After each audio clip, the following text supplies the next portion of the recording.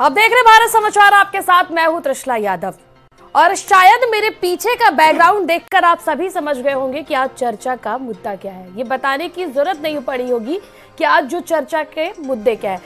कल जो investor summit होने वाला है, जहां एक तरफ पूरे प्रदेश और देश के लोगों की साथ साथ युवाओं की खासा नजरें हैं कि कौन कौन सी कंपनियां यहां पर आएंगी, कितने इन्वेस्टमेंट आएंगे, कितने रोजगार के नए मौके मिलेंगे। दूसरी तरफ विपक्ष निशाने साध रहा है। लगातार विपक्ष की बयानबाजियां जो है वो तेज हो रही है। और इन सब के बीच कल से देखिए ग्लोबल इन्वेस्टर समिट GIS 2023 का आगाज हो जाएगा। कल 10:30 बजे सबसे पहले प्रधानमंत्री नरेंद्र मोदी का संबोधन होगा, जिसके बाद टॉप 5 जो बिजनेसमैन उनका संबोधन होगा और GIS 2023 का आगाज हो जाएगा। लेकिन इन सब के बीच जो सबसे अहम बात है, वो जो सबसे अहम मुद्दा उठ रहा है, वो ये है कि इसके पहले भी जो 2 ग्लोबल इन्वेस्टर समिट्स हो चुके हैं, जो इन्वेस्टर समिट्स हो चुके हैं, उनमें कितने इन्वेस्टमेंट आए, कितने लोगों ने इन्वेस्ट किया, उसका ब्यौरा पहले विपक्ष मांग रहा है। और इसी प्रकार से जब से तैयारियां शुरू हुई है ग्लोबल इन्वेस्टमेंट 2023 की, पूरी तरह से विपक्ष उस मुद्दे को राजनीतिक बनाने की कोशिश में है। पूरी तरह से उस मुद्दे पर राजनीति गरमाई हुई है। हालांकि आपने देखा होगा कि इस बार योगी सरकार के मंत्री और मुख्यमंत्री योगी आदित्य खुद जो इस समिट के कमान अपने हाथ में लिए हुए हैं, तमाम देशों के दौरे पे थे, तमाम सिटीज में जा रहे थे, लोगों से मुलाकात कर रहे थे, वहां पे रोड शो कर रहे थे, ताकि किसी भी प्रकार से उत्तर प्रदेश में निवेश लाया जा सके, उत्तर प्रदेश में रोजगार लाया जा सके, उत्तर प्रदेश विकास की ओर अग्रसर हो। और इन सब के बीच जो सबसे अहम बात है, हमेशा से जब चुनाव आते हैं तो तमाम तरह के मुद्दे उठाए जाते हैं। रोजगार हो गई हो, चाहे शिक्षा हो गई हो, सुरक्षा हो गई, बिजली, तमाम तरह के मुद्दे हो। तो जिस प्रकार से लखनऊ को सजाया गया था, आप लोग देखे होंगे कि उसमें भी सवाल उठाए जा रहे हैं, क्या सजाया जा रहा है, कल नहीं सजाया जा रहा है। हालांकि बात ये पक्ष और विपक्ष की है, बात ये ग्लोबल इन्वेस्टर्स समिट की है, बात ये उत्तर प्रदेश की है, बात ये देश की है। कुछ लोग ये भी कह रहे हैं कि आगामी चुनाव है, चुनाव को लेकर ये सब किया जा रहा है, भारतीय जनता पार्टी सब दिखावा करती है। लेकिन कुछ तमाम ऐसे लोग भी हैं जिनका ये कहना है कि ग्लोबल इन्वेस्टर्स समिट जो है इस बार काफी रंग लाएगा।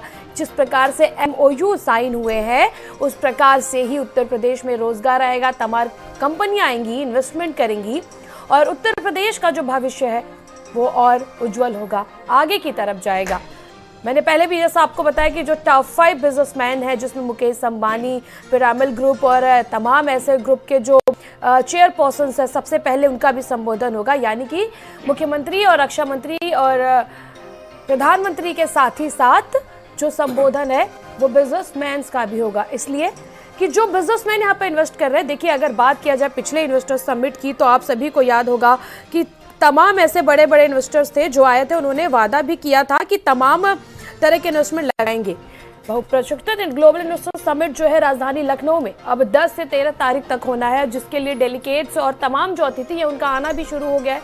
अगर बात 2018 की करें तो 2018 की मीट में मुकेश अंबानी ने 2 साल में 1 लाख रोजगार देने का और 10,000 करोड़ रुपए इन्वेस्ट करने की बात कही थी। हमने अंबानी की बात इसलिए बताई क्योंकि प्रधानमंत्री, रक्षा मंत्री और मुख्यमंत्री के संबोधन के बाद रिलायंस ग्रुप के चेयरपर्सन मुकेश अंबानी का भी संबोधन इस इन्वेस्टर समिट के शुरुआत में होनी है। साथ ही साथ वही अगर बात अडानी ग्रुप की करें तो अडानी ग्रुप के चेयरपर्सन गौतम अडानी ने 2018 की बात हम कर रहे हैं, 2018 में अडानी ग्रुप के चेयरपर्सन गौतम अडानी ने यूपी में 35,000 करोड़ रुपए अगले 5 साल में निवेश करने का वादा किया था। 2018, 2022, 4 साल हो चुके हैं।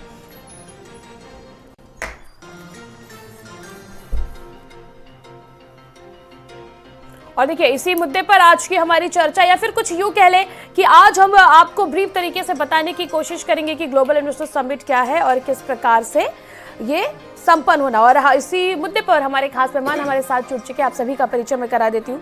अशोक पांडे जी बीजेपी प्रवक्ता हमारे साथ जुड़ चुके हैं। फखरुल हसन चांद जी हमारे साथ समाजवादी पार्टी से जुड़ चुके हैं। वहीं आशफ रिजवी प्रवक्ता कांग्रेस हमारे साथ जुड़ चुके हैं। DC चंदानी जो बिजनेस एक्सपर्ट है हमारे साथ जुड़ चुके हैं, जो आपको बताएंगे कि बिजनेस से क्या अपॉर्चुनिटी इस GIS से कितनी है। साथ ही साथ अनुपम सिंह जो वित्तीय सलाहकार है हमारे साथ जुड़ चुके हैं। आप सभी का बहुत बहुत स्वागत है भारत समाचार में। और सबसे पहले DC चंदानी जी, मैं आप ही के पास आना चाहूंगी और वही सवाल जो मैंने अभी कहा वही मैं आपसे पूछना चाहूंगी कि जो इस बार GIS ग्लोबल इन्वेस्टर समिट 2023 हो रहा है, कितनी बिजनेस अपॉर्चुनिटी जो है वो उत्तर प्रदेश में आएंगी और कितना ग्रोथ हो पाएगा? देखिए मैम, ऐसा है कि आशा तो बहुत है जी, और चाहिए भी इन्वेस्टमेंट, क्योंकि 25 करोड़ जनसंख्या में 12.5 करोड़ लगभग युवा है हमारे पास। तो आप ये देखिए कि 12.5 करोड़ माने 25 करोड़ हाथ भी आपके पास है।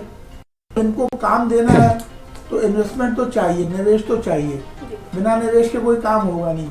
और निवेश लाने का तरीका ये है कि पहले हम खुद को तैयार करके दिखाएं कि भाई हम निवेश लेने के लिए तैयार हैं जी। आप ये देखिए कि जिस तरीके से लखनऊ में माहौल एक बनाया जा रहा है सकारात्मक, कि उद्योगपति आए, देखे कि भाई हाँ यहाँ ज़मीन भी उपलब्ध है, यहाँ पावर भी उपलब्ध है, यहाँ सस्ता श्रम भी है, यहाँ गंगा और जमुना का ये दुआबा क्षेत्र है, यहाँ पानी भी है।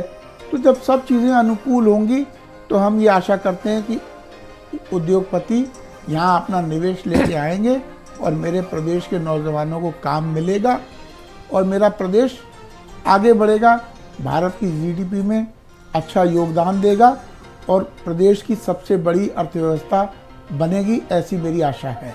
ठीक है, हमारे साथ कांग्रेस से आसिफ रिजवी जी जुड़े। आसिफ जी, हम जीआईएस की बात करेंगे, लेकिन उसके पहले मैं आपसे ओडीओपी के बारे में बात करना चाहूंगी और पूछना चाहूंगी कि जीआईएस होने वाला है और एमएसएमई और तमाम जैसे मुद्दों पे भी जोर दिया जाएगा, तो किस तरह से और कहां तक देखते हैं आप? देखिए, ये इवेंट मैनेजमेंट की सरकार है और ये भी एक इवेंट मैनेजमेंट है। जैसे आप देखिएगा कि भारतीय जनता पार्टी ने एक सुप्रीम कोर्ट का आदेश आया था कि हमने जो है वो वीआईपी कल्चर खत्म कर दिया। उसके ऊपर गोदी मीडिया ने करीबन 2 महीने तक जबरदस्त डिबेट करी और कहा साहब बहुत जबरदस्त काम हो गया है, अब कहीं पर भी कोई दिक्कत नहीं होगी, कहीं रास्ता नहीं रोका जाएगा, कोई वीआईपी नहीं है हमारे देश में, हर नागरिक बराबर है। और आज ही प्रधानमंत्री के आने के चक्कर में आधे यूपी के रोड बदल दिए गए हैं और आधा लखनऊ बंद कर दिया गया है। तो ये उसकी हकीकत है। आज बताएंगे ये काम कर रहे हैं, उसका बहुत बड़ा सा इवेंट बनाएंगे। कल बताएंगे वो काम कर रहे हैं, उसके लिए बहुत बड़ा सा इवेंट बनाएंगे। 2018 में आदरणीय अंबानी जी ने ऐसे ही एक इन्वेस्टर समिति में आके कहा कि हम आसिफ जी, मैं उस पे आऊंगी और मैं आपका मत जानूंगी, लेकिन सबसे पहले मेरा ये सवाल है कि कांग्रेस ओडीओपी 1 डिस्ट्रिक्ट 1 प्रोडक्ट को किस प्रकार से देखता है, कहां तक देखता है, उसकी सक्सेस को कहां तक देखता है? आपको क्या लगता है धरातल पर ओडीओपी 1 डिस्ट्रिक्ट 1 प्रोडक्ट कितना है? देखिए, हर चीज मुमकिन है अगर करने वाले के अंदर मन हो। आज करोड़ों रुपए इन्वेस्ट करके केवल लखनऊ का माहौल को जो बदलने का काम किया जा रहा है, उसमें भी किसी का ध्यान नहीं है। पूरे लखनऊ में आप देखिए रोड साफ किए जा रहे हैं और मशीनों से साफ किए जा रहे हैं जो पानी थ्रो करता है। और किसी भी पेड़ आप देखिए लखनऊ में जितने पेड़ हैं उसके ऊपर इस समय धूल चीनी भी है, पेड़ों के ऊपर पानी डालने की जहमत नहीं उठाई। तो सरकार केवल मुंह से बोल रही है तो कुछ नहीं हो पा रहा है, काम कर रहे तो कुछ होगा ना। चलिए, हमारे साथ फखरुल हसन चांद जी, मैं आपके पास वापस आऊंगी। क्योंकि गोदी मीडिया बैठी भी और बता समाजवादी के प्रवक्ता फखरुल जी, जीआईएस को लेकर के आखिर विपक्ष को इतनी दिक्कत क्यों है? सरकार कोशिश कर रही है निवेश लाने की, तमाम तरह की कोशिश। आप देख सकते हैं कि जिस प्रकार से जो अतिथि आने वाले हैं लखनऊ में, आखिर आपके घर भी अतिथि आते होंगे तो आप लोग भी तो घर मेंटेन करते होंगे। तो जब हमारे प्रदेश में अतिथि आ रहे उसको मेंटेन किया जाए तो इतनी दिक्कत क्यों? सरकार के अच्छे कामों से विपक्ष को हमेशा दिक्कत ही क्यों रहती है? ये बात आपने बहुत अच्छी कही कि सरकार के मेहमान आ रहे हैं तो शहर को साफ सुथरा किया जा रहा है। मैंने कहा मेहमान प्रदेश में आ रहे हैं। हाँ, प्रदेश में आ रहे हैं, प्रदेश में मेहमान आ रहे हैं, सरकार के मेहमान हैं ना, तो प्रदेश को संवारा जा रहा है। अरे जनता के मेहमान जब आते हैं तब क्यों हमें सड़क गड्ढों वाली मिलती है? हमारे उत्तर प्रदेश की राजधानी लखनऊ है, यहाँ की सड़कें हमने आपकी ही स्टोरी देखी थी, आपके ही चैनल पे। आपने पूरे प्रदेश को जब गड्ढा मुक्त करने की बात भारतीय जनता पार्टी की सरकार ने की थी तो आपने उत्तर प्रदेश के गड्ढे दिखाने की बात की थी। खैर, इस बात पे नहीं, आज का टॉपिक दूसरा है तो हम उस चर्चा करेंगे। देखिए, भारतीय जनता पार्टी वो केवल बोल सपने दिखाने और सपने बेचने का काम करती है। ये इन्वेस्टर समिट क्या इससे पहले भी हुआ था? क्या धरातल पे है? भारतीय जनता पार्टी बताए, मैं पूरी लिस्ट लेके आया हूं जितने लोगों ने इससे पहले जब इन्वेस्टर समिट हुई तो एमओयू जो साइन किए थे उनकी पूरी लिस्ट हमारे पास है। भारतीय जनता पार्टी के प्रवक्ता बताए कि कौन सी कंपनी उत्तर प्रदेश में आ गई, किसने निवेश किया, कहाँ लगी। हाँ, हो सकता है इन्हीं ने निवेश का नाम बदल दिया हो, तो मैं नहीं जानता, हो सकता हम लोगों के सामने तो निवेश हुआ हो, घूम रहा हो, फैक्ट्रियां लगी हुई हो, लेकिन भारतीय जनता पार्टी ने उस निवेश का, फैक्ट्रियों का नाम बदल दिया हो, रोजगार का नाम कुछ और रख दिया हो, तो हम लोगों को दिख नहीं रहा हो, हमारी आंखों को वो दिख नहीं रहा हो कि बहुत निवेश आ गया है, बहुत रोजगार मिल गया है। तो भारतीय जनता पार्टी के हमारे प्रवक्ता, हमारे साथी बताए कि हमको कहां चलना है। मेरी नीचे गाड़ी खड़ी, हमें बताइए उत्तर प्रदेश के किस जिले में इन्वेस्टर समिट के बाद वो निवेश आ गया है और वहां पे रोजगार नौजवानों को मिल रहा है, नौजवान काम कर रहे हैं, कारखाने चल रहे हैं। मुझे वहां लेके चलिए, मैं आपसे निवेदन करना चाहता हूं। लेकिन भारतीय जनता पार्टी केवल झूठ बोलना जानती है, सपने दिखाना जानती है, सपने बेचना जानती है, और इसमें वो माहिर हैं। हम इस झूठ बोलने में उनसे पीछे हैं, इसलिए बहुत सी बातें हम कह नहीं पाते। भारतीय जनता पार्टी सपने बेच लेती है, हम सपने दिखा नहीं पाते हैं। भारतीय जनता पार्टी उसमें आगे, तो इनसे पूछना चाहते हैं कि ये बताएं कि उत्तर प्रदेश में इन्वेस्टर समिट के बाद कितना निवेश उत्तर प्रदेश में आया। और मेरे पास पूरी लिस्ट है, कहीं तो बताइए कि निवेश आया। हमारे साथ भारतीय जनता पार्टी के प्रवक्ता है, वो बिल्कुल जरूर बताएंगे आपको। अशोक पांडे जी, आपने सुना, सबसे पहले आपने देखा होगा कि किस प्रकार से तैयारियां जोरों पर है। ग्लोबल इन्वेस्टर समिट जिसका उद्घाटन करने कल खुद प्रधानमंत्री जी उत्तर प्रदेश में आएंगे, उद्घाटन करेंगे। टॉप 5 जो बिजनेसमैन हैं उनका भी इसमें अभिभाषण होना है। इन सबके बीच जहां एक तरफ तैयारियां हो रही है, दूसरी तरफ आपने सुना होगा कि जो समाजवादी पार्टी के प्रवक्ता है फखरुल हसन चांद जी, उन्होंने कहा कि भारतीय जनता पार्टी सपने दिखाती है, सपने बेचती है और सपने दिखाना बस जानती है। उनका साफ साफ कहना है कि इस बार भी ग्लोबल इन्वेस्टर समिट में सपने दिखाए जा रहे हैं। ये लोग नकारात्मक सोच वाले लोग हैं। जब सर्जिकल स्ट्राइक होता है तो सेनाध्यक्ष कहता है हम जीत रहे हैं। छोड़िए सब बातें, सीधे मुद्दे पे आइए, मुद्दे पे आइए। इसमें भी अरे तू इधर उधर की बात मत कर भाई। सुन लीजिए, बोलने दीजिए। उत्तर प्रदेश के अंदर पहले अपराध का राजनीतिकरण समाजवादी पार्टी की सरकार ने किया। यहाँ कोई भी बिजनेस लगाने को तैयार नहीं था। हाँ, आपको आ गया ना, कितना आया निवेश बता दीजिए, उसी पे जाना। सुनिए, सुशासन में कितना आ गया? इन लोगों ने शिष्टाचार बना दिया। अरे पांडे जी देखिए ये भाषण मत दीजिए, भाषण मत सुनाइए। हमें बताइए कहाँ फैक्ट्री लग गई है, फैक्ट्री कहाँ लगी है, कहाँ रोजगार मिला, उस कंपनी का नाम बताइए जिसने उत्तर प्रदेश में निवेश किया। ये इधर उधर की बात मत कीजिए, ये भाषण बाद में दे लीजिएगा, हम सुन लेंगे, अलग से सुन लेंगे, अलग से बता दीजिएगा। अरे अलग से बता दीजिएगा। एक शांति का माहौल दिया। अरे एक नाम बताइए, चलिए एक नाम बताइए, एक कंपनी बताइए निवेश उत्तर प्रदेश में क्या, एक बता दीजिए। मैं आपसे सिर्फ एक जानना चाहता हूँ, एक बता दीजिए। जी एक सेकंड। अशोक जी साफ साफ आपसे विपक्ष पूछ रहा है कि देखिए इस बार ग्लोबल इन्वेस्टर समिट से उम्मीद है सबको है, हर युवा को है, प्रदेश के और देश के हर नागरिक को है। आपसे विपक्ष सवाल कर रहा है कि पिछली बार जो ग्लोबल इन्वेस्टर समिट हुए थे, कौन कौन सी कंपनियों ने निवेश किए हैं, आप उसका एक बार ब्यौरा बता दे तो हम आगे बढ़ाए इस मुद्दे को।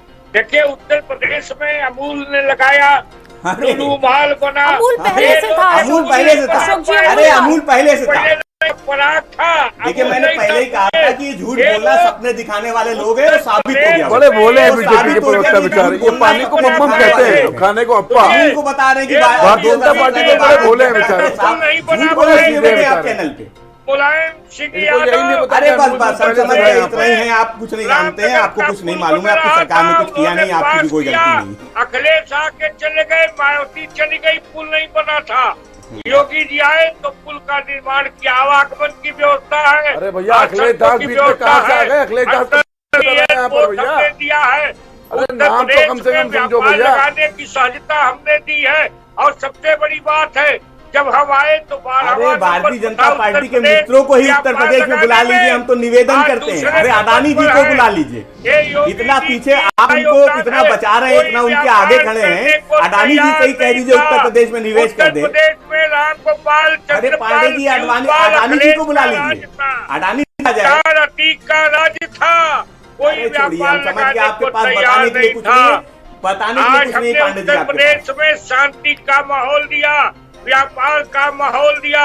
अशोक पांडे जी आज हमारा मुद्दा ये नहीं है। देखिए वो अलग की बात है कि जीआईएस में तमाम चीजें दर्शाई जाएंगी कि किस प्रकार से कानून व्यवस्था है, किस प्रकार से अपॉर्चुनिटी दी गई, और दर्शाना भी चाहिए, बहुत अच्छी बात है। हमारे प्रदेश की व्यवस्था हमारे मेहमानों को भी पता चलना चाहिए। लेकिन अशोक पांडे जी, इस बार जीआईएस की रणनीति क्या है? जो एमओयू हुए हैं, किस प्रकार से वो धरातल पर आएंगे, क्या रणनीति, और पिछली बार कौन कौन सी कंपनियां जो वादे की थी यहां पर बिजनेस देने की, कितनी आई है, कितनों ने अपने प्लांट्स लगाए हैं, कितनी कंपनीज यहां पर आई हैं, पहले आप इसका ब्यौरा बता दें, फिर इस बार जो एमओयू साइन हुए किस प्रकार से धरातल पर लाने की रणनीति है भारतीय जनता पार्टी की, वो बताएं आप। देखिए,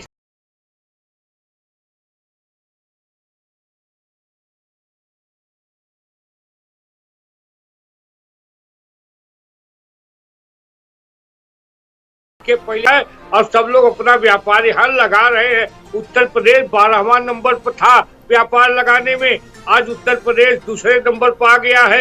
एक क्या कम उपलब्धि है।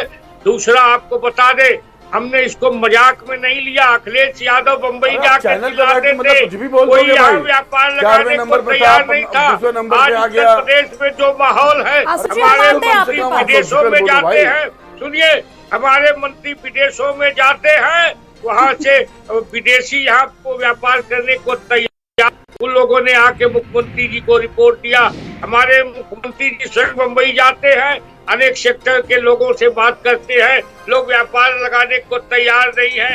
ये आज योगी जी का ही योगदान है कि 12वां से दूसरे नंबर पर आ गया है। उत्तर प्रदेश जो विकास की दौड़ में हंसी का पात्र था।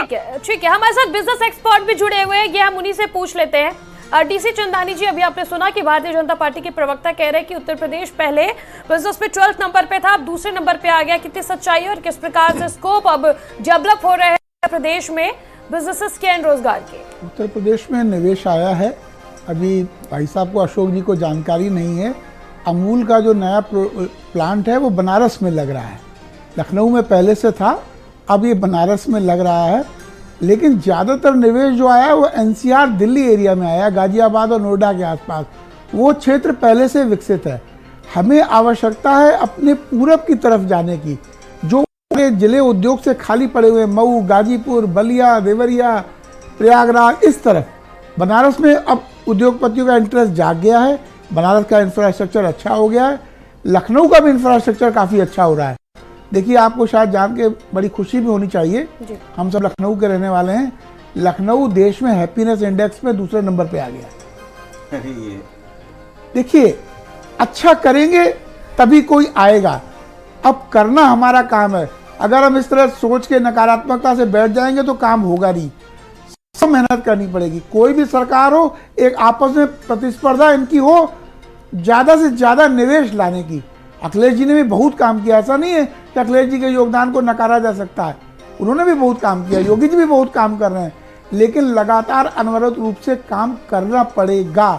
अगर आपको प्रदेश में खुशहाली लानी है, समृद्धि लानी है, तो अब जैसे 10 लाख करोड़ का एलोकेशन हुआ है कैपिटल इन्वेस्टमेंट में इस बजट में, अब योगी जी को चाहिए कि इसमें ज़्यादा से ज़्यादा हिस्सा उत्तर प्रदेश को कैसे मिले, उसके लिए प्रयास करना होगा।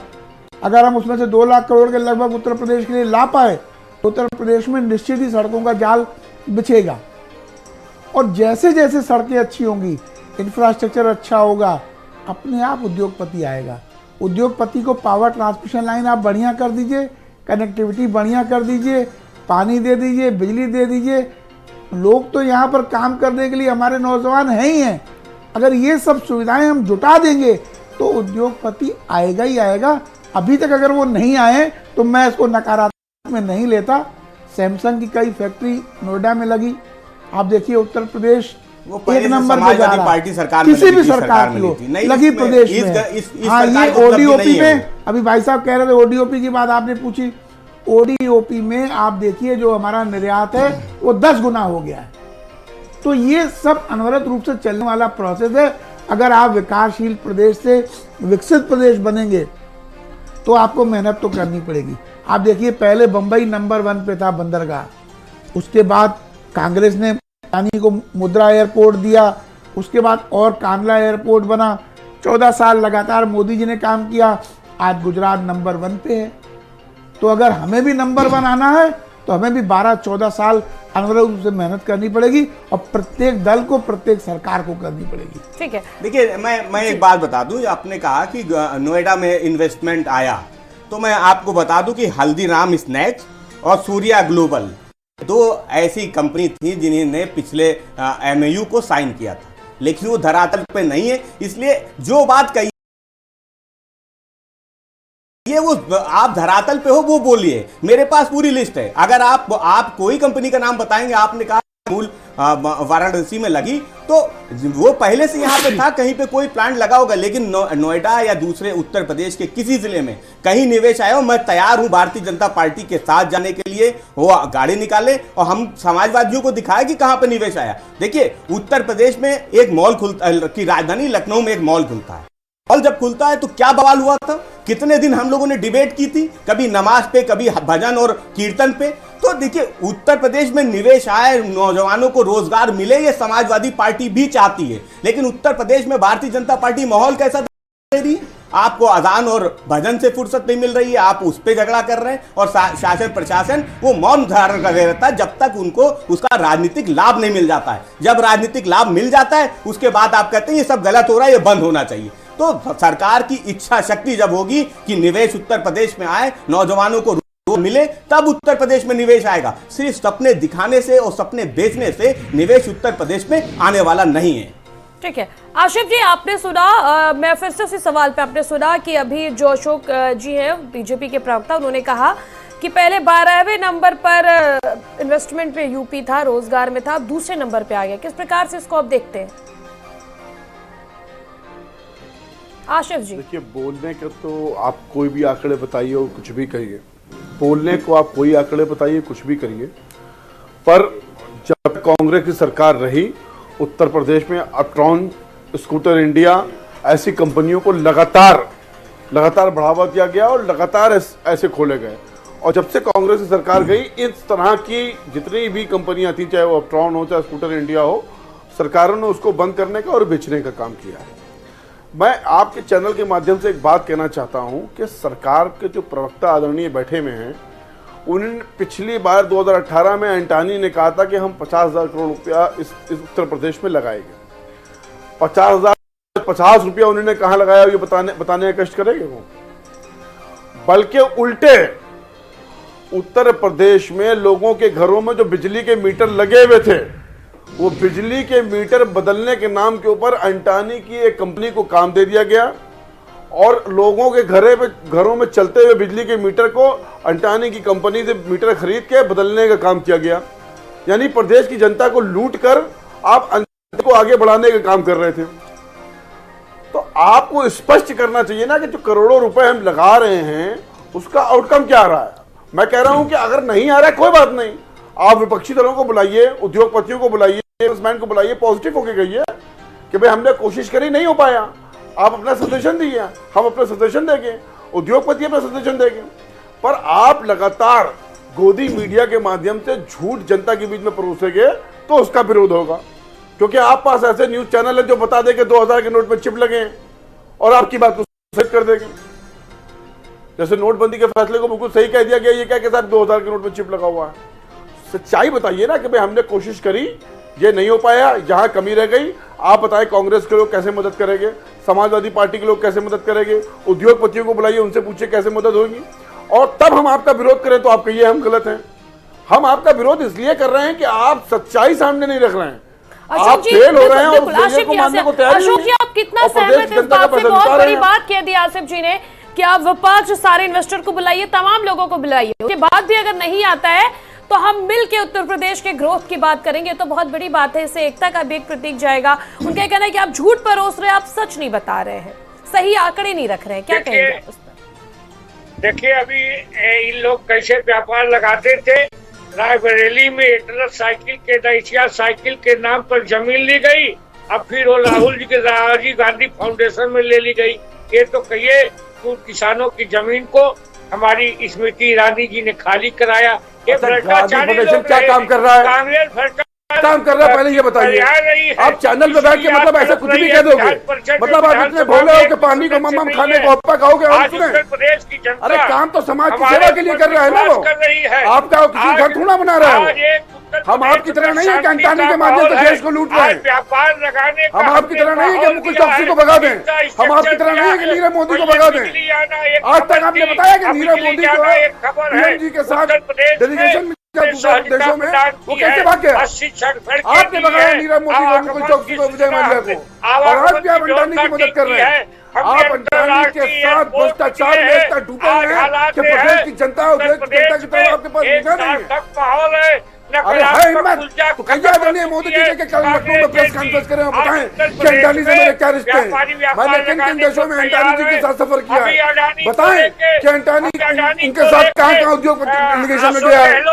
अंटानी के पैसों में डूब के भारतीय जनता पार्टी केवल भ्रष्टाचार कर रही है और भ्रष्टाचार को बढ़ावा दे रही है। माफी मांगनी चाहिए देश की जनता से आपको कि एक उद्योगपति गया तो पूरे देश को लुटवा रहे हो। व्यापार लगाइए, हमारे लोगों को रोजगार दीजिए, अंटानी की गुलामी बंद करिए, देश की जनता की तरफ देखिए। तो अशोक गहलोत के लिए भगवान हो जाते हैं। और पिछली बार आप 2018 में गोदी मीडिया ने रोड के कहा कितने करोड़ रुपए अरबों का इन्वेस्टमेंट कर दिया अंटानी ने उत्तर प्रदेश में। मैं तो 50 रुपए का पूछ रहा हूँ, 50 रुपए के दलाल रहे हैं, इनसे पूछिए कौन बनाया अंबानी को अंबानी। चलिए ठीक है, हमारे साथ फखरुल जी जुड़े। फखरुल जी, जब इतने सारे देश जो है वो इंडिया को अपने कंट्री पार्टनर बनाने को तैयार है, तो विपक्ष को इतनी दिक्कत क्यों? आप मैंने अंटानी तो के पहले लाइन में ही कहा है कि उत्तर प्रदेश में निवेश आ जाए, नौजवानों को रोजगार मिल जाए, ये तो समाजवादी पार्टी भी चाहती है। आप उत्तर प्रदेश का माहौल उस तरीके बना दीजिए कि निवेश आए उत्तर प्रदेश में।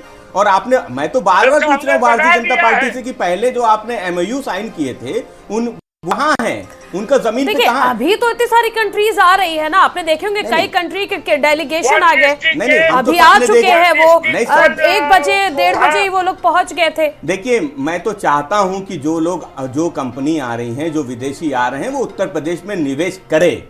हम तो चाहते हैं, लेकिन ऐसा हो कहां रहा है? और पहले तो हमारे देश के जो दूसरे व्यापारी हैं, उद्योगपति हैं, वो उत्तर प्रदेश में क्यों नहीं आ रहे? सवाल इस बात का है कि हमारे देश के जो उद्योगपति हैं वो उत्तर प्रदेश में नहीं आ रहे, और हम विदेश के उद्योगपतियों से उम्मीद कर रहे हैं कि वो हमारे उत्तर प्रदेश में आ जाएंगे। तो पहले तो हम जमीन पे काम करें। और देश के प्रधानमंत्री आ रहे हैं, हम तो आपके चैनल के माध्यम से उनसे निवेदन करना चाहते हैं प्रधानमंत्री जी के कि जो निवेश महाराष्ट्र और गुजरात जा रहा है वो आप चाहेंगे तो उत्तर प्रदेश आ जाएगा। आपकी इच्छा शक्ति पे देश के प्रधानमंत्री जी चाहेंगे तो जरूर जो उद्योगपति हैं वो उत्तर प्रदेश में आ जाएंगे। तो देखिए, भारतीय जनता पार्टी केवल सपने दिखाना चाहती है, सपने बेचना चाहती है। उत्तर प्रदेश के नौजवानों को कहां कुछ मिल रहा है, उत्तर प्रदेश की जनता को क्या मिल रहा है, हम तो ये भी सवाल करना चाहेंगे। अभी हम माननीय मुख्यमंत्री जी का भाषण सुन रहे थे, लखनऊ की बात कर रहे थे कि लखनऊ को बहुत सजा दिया, बना दिया। तो उत्तर प्रदेश में जो लखनऊ में जो काम हुआ है वो तो हम कहना चाहेंगे कि सपा और बसपा की सरकारों में हुआ है। भारतीय जनता पार्टी की सरकार ने किया क्या है? आप गोमती नगर सजा रहे हैं, वो वहां आप जितनी दूर चले जाइए, एलिवेटेड रोड का उद्घाटन किया वो तो अभी बना है ना, कैसी बात कर रहे हैं फखरुल जी? नहीं, हमने तो स्टेडियम बनाया था, वहां भी अटल जी के नाम पे रख दिया। हमने तो लोन बनाया था, वहां भी अटल जी की मूर्ति लगा दी। लोहिया हॉस्पिटल बनाया था, उसके 5वें तल पे आपने अटल बिहारी वाजपेयी जी के नाम पे विश्वविद्यालय खोल दिया। तो बहुत से नाम आपने बदले, कुछ नाम हो सकता है हमारे कामों के और बदल दिए हो, हमें ना पता चला हो, आपके माध्यम से वो भी पता चल जा रहा है। लेकिन उत्तर प्रदेश में भारतीय जनता पार्टी ने क्या किया है ये उत्तर प्रदेश की जनता जानती है। चुनाव आप भले जीत जाते हैं, लेकिन उत्तर प्रदेश की जनता को क्या मिल रहा है, नौजवानों को क्या मिल रहा है, ये सवाल हमेशा बना रहेगा। और हम विपक्षी पार्टी है, हम इन मुद्दों को हमेशा उठाते रहेंगे। ठीक है, DC चंदानी जी, अभी आपने सुना कि प्रवक्ता ने कहा कि विदेशी जो है पहले उन्हें लाने से पहले जो देश के और बिजनेसमैन हैं जो गुजरात और तमाम जगहों पे इन्वेस्ट कर रहे हैं, पहले उन्हें उत्तर प्रदेश लाए, वो उत्तर प्रदेश क्यों नहीं आ रहे? किस प्रकार से बिजनेस पॉइंट ऑफ व्यू से आप इसको देखते हैं, और कितना इस बात में सच्चाई है कि पहले जो इंडियन बिजनेसमैन है उन्हें यूपी में आना चाहिए, उसके बाद फॉरेन के डेलीगेशन जो है वो तो बिल्कुल देखेंगे तो आएंगे ही? देखिए, ऐसा है मैडम, कुछ चीजें तो करनी पड़ेंगी। जैसे ईज ऑफ डूइंग बिजनेस की बात हम करते हैं, हमें बिल्कुल अपनी नीतियां स्पष्ट बनानी पड़ेंगी। उत्तर प्रदेश सरकार, जैसे हिमाचल प्रदेश में आप देखिए, उन्होंने फार्मास्यूटिकल इंडस्ट्री को बढ़ावा दिया, टैक्स में छूट दी। इस समय देखिए हिमाचल प्रदेश में बद्दी में कितनी बड़ी फार्मास्यूटिकल इंडस्ट्री चल रही है। ऐसे ही हम अपने प्रदेश में पूर्वांचल में लगने वाली फैक्ट्रियों को अगर कोई GST में छूट दें, उनको कोई सब्सिडी दें, किसी तरीके से उनको कोई रोजगार के अवसर लाने पर कुछ इंसेंटिव दें, तो उद्योग आएंगे। देखिए, कुछ ना कुछ तो करना पड़ेगा, कुछ मेहनत उद्योगपति भी हमारे तब आएगा जब उसे उद्योगपति क्या करता है, उद्योगपति अपने लाभ के लिए आएगा, वो अपनी पूंजी गंवाने नहीं आएगा आपके पास, वो आएगा अपना लाभ कमाने के लिए। और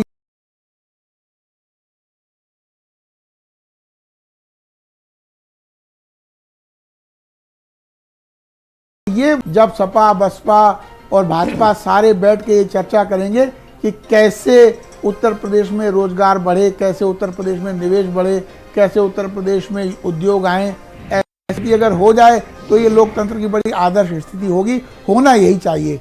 लेकिन वो तू मैं जो राजनीतिक होती है वो अगर बंद हो जाए और तो प्रदेश काफ़ी आगे जा सकता है। इस प्रदेश में बहुत सी संभावनाओं के द्वार खुल सकते हैं, ऐसा मेरा मानना है।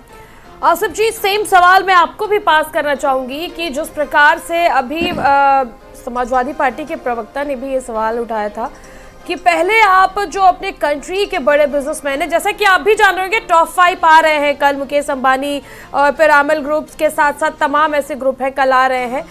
अगर वो पहले उत्तर प्रदेश में आए तो शायद जो फॉरेन कंट्रीज है, जो अदर डेलीगेशंस है, वो उत्तर प्रदेश में आएंगे। किस तरह से आप इसको देखते हैं आसिफ जी? देखिए, ये चीजें हमने ऑलरेडी इम्प्लीमेंट करी हैं जी। जब कांग्रेस की सरकार थी तो हम अपट्रॉन और स्कूटर इंडिया जैसी जो हमारे स्वदेशी कंपनियां थी, हम उनके लिए स्कीम चलाते थे। और जब उत्तरांचल अलग स्टेट बनाया उत्तर प्रदेश से अलग होके, तो सबसे पहले हमने कहा कि जितने भी स्वदेशी, जितने भी इंडियंस वहां पर आके इंडस्ट्री को डेवलप करेंगे तो हम अगले 3 साल तक उनसे किसी प्रकार का कोई टैक्स नहीं लेंगे। जी जी।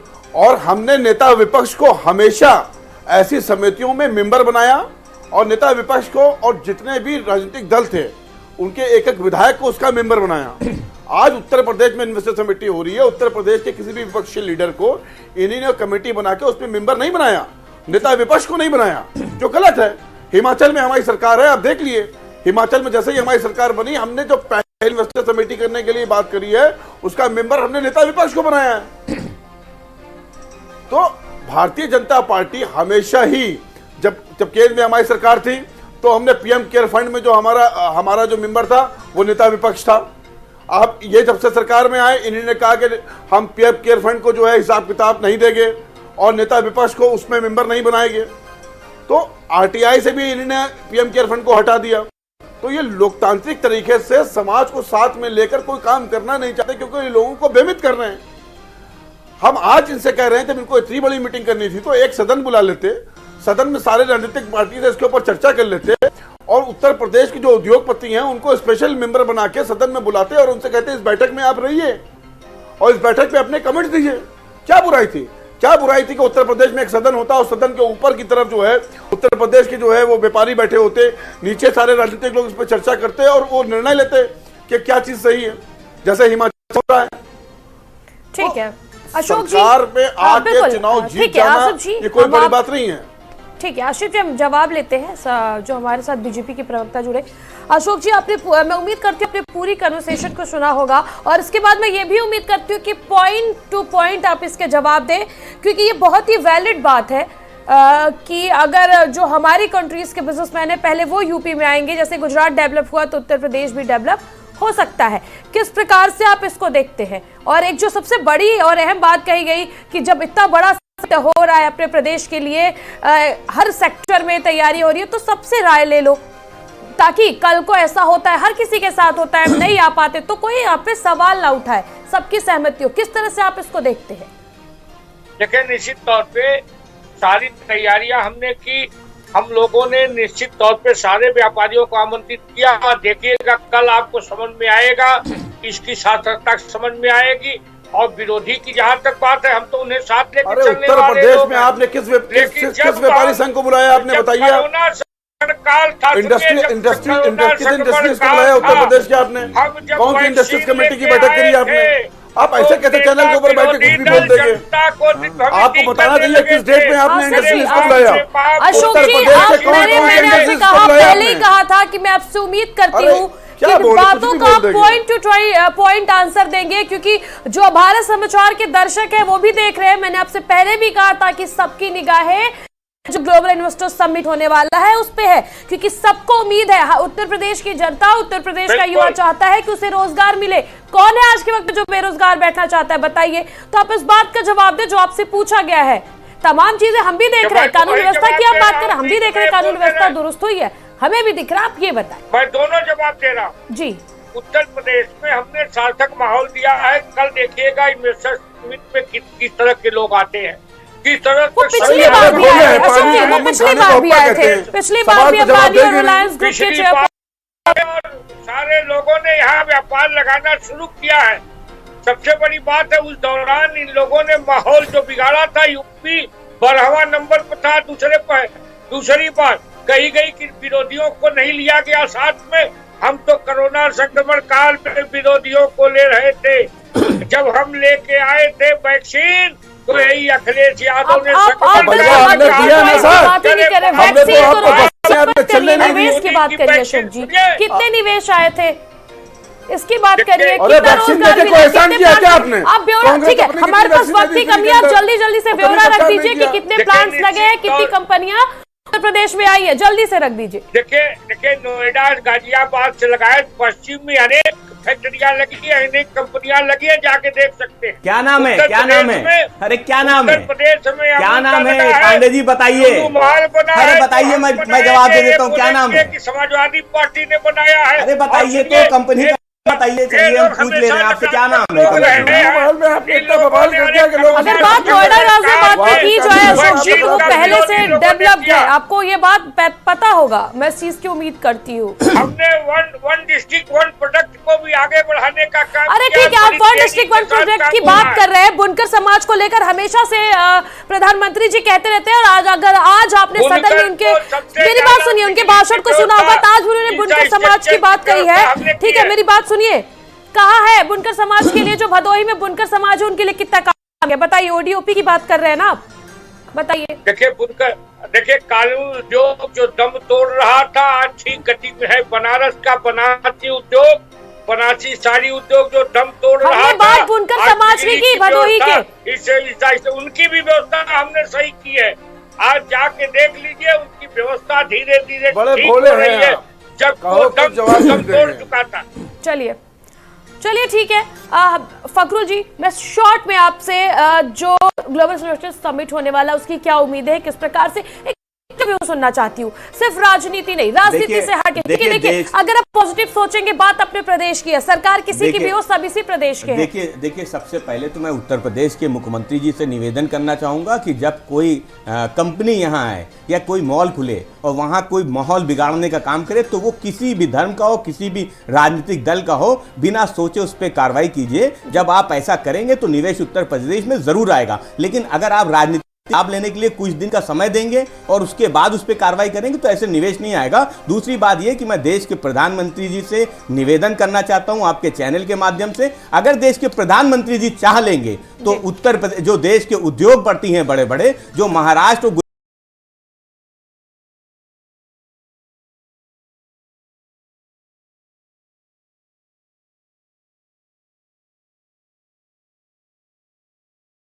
गुजरात, पूरी चर्चा को सुना और आपने समझा भी कि क्या कुछ पॉइंट्स है, किस प्रकार से जो इन्वेस्टर्स वो उत्तर प्रदेश में, उत्तर प्रदेश भी आगे बढ़े। और कल 10:30 बजे ग्लोबल इन्वेस्टर समिट का आगाज भी हो जाएगा और आप सभी देखेंगे कि किस प्रकार से कौन कौन से बिजनेसमैन यहाँ पर आ रहे हैं। फिलहाल आप सभी का हमारे साथ जुड़ने के लिए बहुत बहुत शुक्रिया। देखते रहिए भारत समिट।